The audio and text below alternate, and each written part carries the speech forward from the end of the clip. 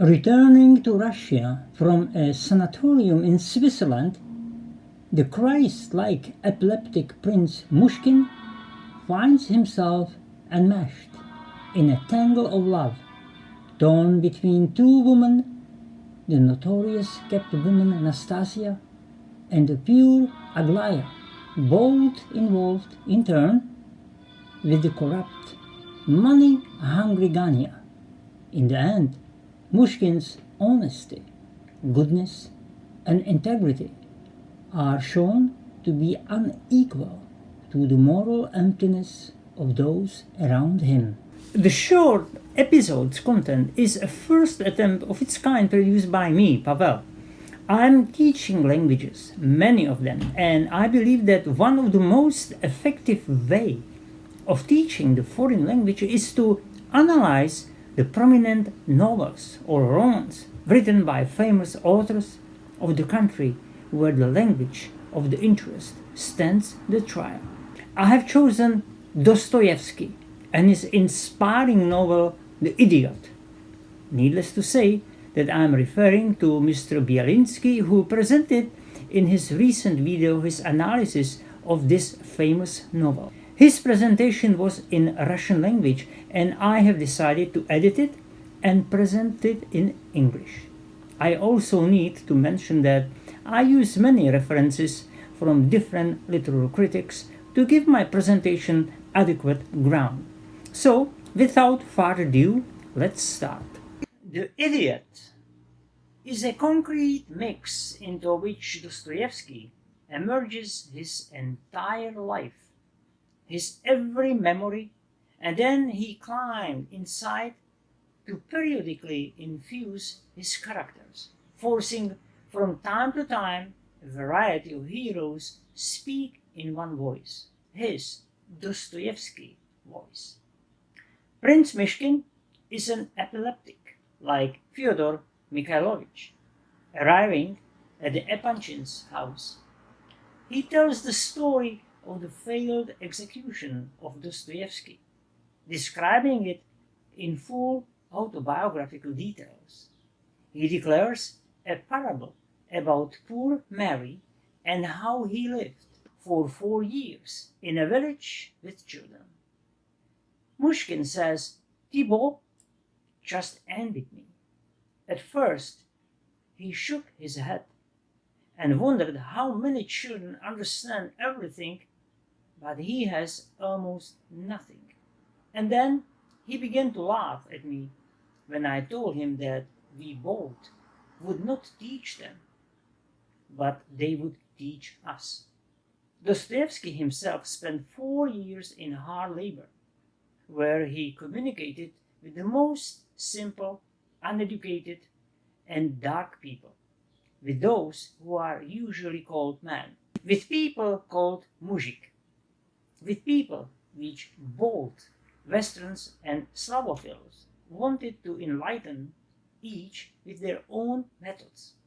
And Dostoevsky says that these people should not be taught, but that one should learn from them. Mary's relationship with children is Dostoevsky's relationship with convicts who are at first, or who let him down, but then, for their kindness and meekness, recognize him as their own, because they have a single country, a single fate, a single share, and a single lot. At the end of this parable, Mary, unsociable by Mushkin, dies of consumption, as does Mikhailovich's first wife. Mushkin, returning from hard labor, is actually Dostoevsky himself, who, when he left, was very ill, just like an idiot. But 4 years of treatment made him a different person. They made him a saint. And this is the first metaphor that everyone can understand. Prince Mushkin is a saint who came to Russia to preach kindness, forgiveness, and understanding. Moreover, he is a saver, as if she were kind. Everything would be saved says the prince, looking at the portrait of Nastasia Philippovna. And he begins a campaign to save human souls. The most epic battle takes place around the soul of Nastasia Philippovna. Here, Satan himself, in the person of Parfen Rogozhin, enters into the struggle with Mushkin. And what is remarkable, the Holy Spirit of Prince Mushkin loves even Satan. Lev Nikolaevich Mushkin preaches a rejection of violence and accuses the Catholic Church of beveling that the Church will not stand on earth without a global government power. In the fact that Pope seized the earth and the earthly throne and took the sword. 32 years later, after the release of the Roman Idiot, another famous Lev Nikolaevich by the name of Tolstoy will be excommunicated from the Russian Orthodox Church for anarchist ideas about the unacceptability of violence in the state. Mushkin doesn't force himself to love while showing everyone the way to salvation. But this interpretation of the novel looks somewhat narrow-minded. Mushkin looks like a holy sufferer for love surrounded by a motley godpot. And the fact that in the end he does not save anyone is not his fault. After all, he is a god. He loves all people, and if the salvation of one person inevitably leads to the death of another, then God has no choice but to go mad. This is the conclusion that such an interpretation carries. It seems that Dostoyevsky, without realizing it, and willingly deduced the idea that God cannot save mankind. The Strugatsky brothers will write about this in the next century, but Fyodor Mikhailovich himself did not reach such conclusion. In the novel The Idiot, he points out the way to the salvation, if not of all mankind, then of Russia. At least, look how the characters in the novel behave. They are so unnatural. At this moment, they are furious. In a minute, they are in mercy. On one page, they are good. On the other, they are evil. Dostoevsky can bestow hopeless fools with his divine power for a while, forcing them to utter the deepest philosophical tirades, while at the same time, kind, seemingly honest people, he in an instant turns into hopeless genetic squanderers. What at least is the beginning of the fourth part of the novel, when Ganechka is the only soul that Lev Nikolaevich seems to have managed to save. The first apostle of the Prince Mushkin, who overcame his greed, did not take money from Nastasia Philippovna, which was given to him several times.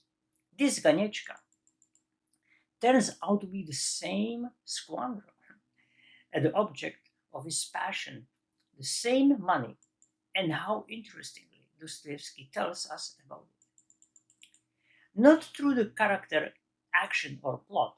No, Fyodor Mikhailovich comes to us personally in the author's text, informs that Ganechka was always a bastard and remained bastard, but only pretended well all the time.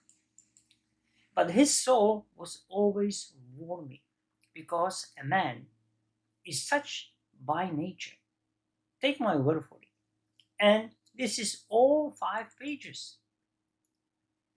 One can endlessly argue about whether Lev Mushkin is a misunderstood saint or he is a weak-willed fool who wants good for everyone. but in fact causes only suffering. After all, he is both.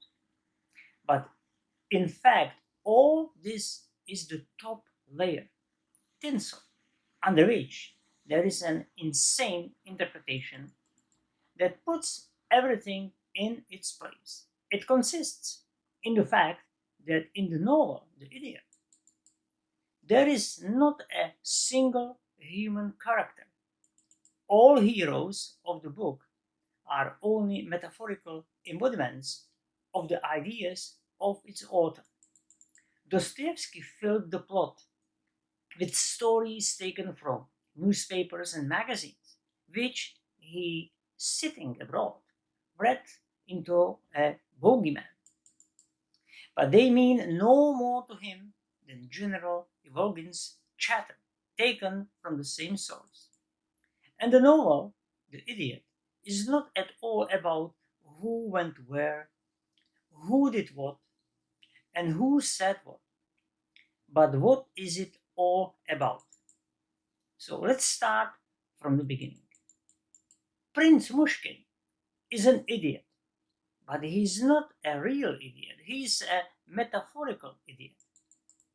Many works of Russian literature begin with the fact that their main character returns to his homeland from abroad or simply from the capital to his small homeland where there is a clash of new ideas and old Russia. But what ideas did these people bring with them? The most progressive at the time: liberalism, socialism, nihilism, atheism, and terrorism. Dostoevsky adds idiocy to this list of trends. He claims that ideas brought from the West are diseases such as mental disorder, especially harmful, contagious, and dangerous for Russia. Prince Mushkin views an unhealthy Russian society infected with ideas. Russian intelligentsia, society, and even a whole people, which, in their madness, rushes between the old and the new world, between the vulgar, self defeating, archaic, and enlightened, greedy, and not just, but a stable monarchy with an inhuman face, between the monarchy that is embodied in the novel by the dream of the tradesman and scoundrel Ganechka, the general's daughter, Agalia, or Aglaya, and the terrible, wild, insane, depraved, bloody, perilous, and capable only of death embodied in Nastasia Filipovna, the revolution. Dostoevsky says that the wrong one is not suitable for Russia.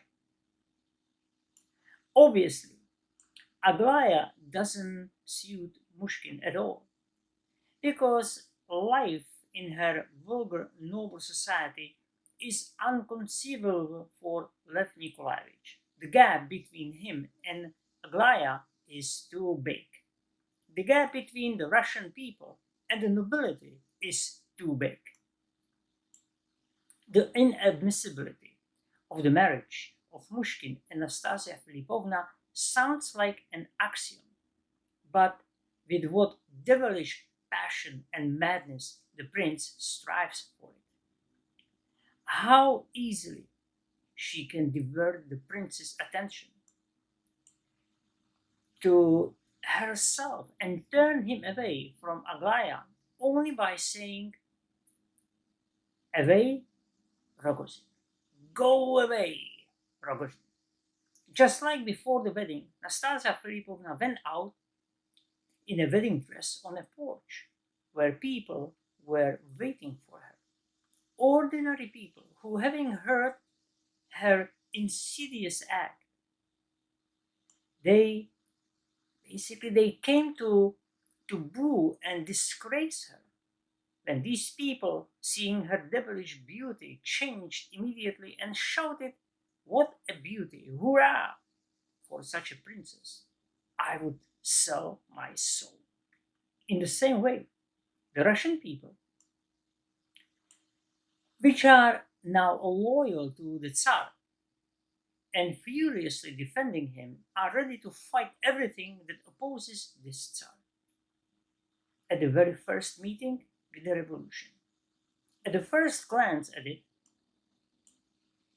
he will see how unhappy she is, and he will never leave her.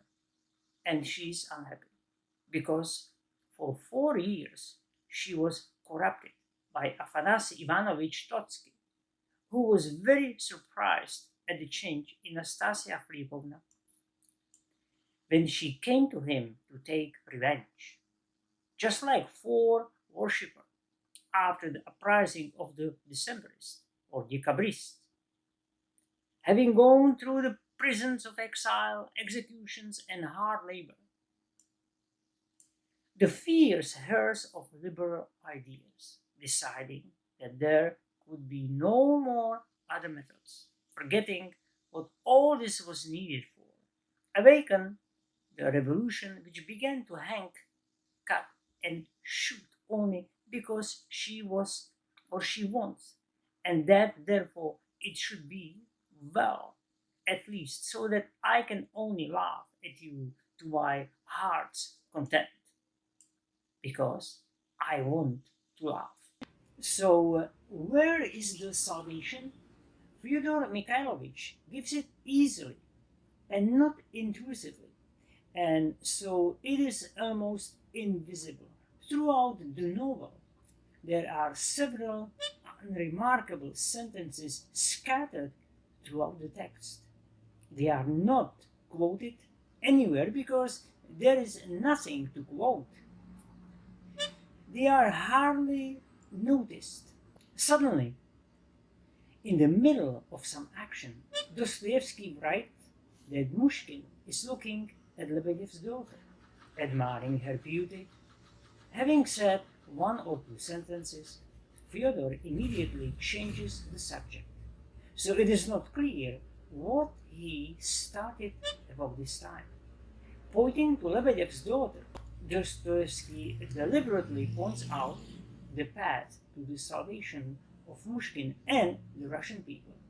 The fact is that Lebedev's daughter is named Vera or Vera. And according to Dostoevsky, only Vera or Vera can save Russia.